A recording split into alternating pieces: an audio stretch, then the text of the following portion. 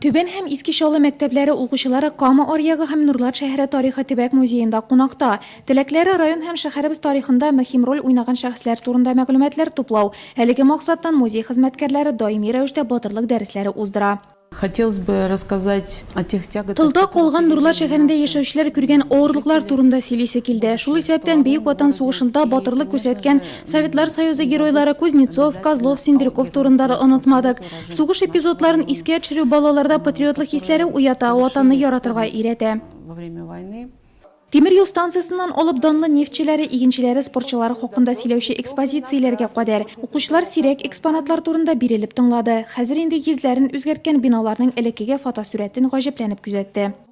Я в этом музее впервые. Мне понравилось. Мин бу музейда беренче тапкыр, миңа биредә аеруча машиналар, кораллар ошады. Бу музейны Исаак Сандлер оештыра башлавын белдем. Музей начинал Исаак Сандлер.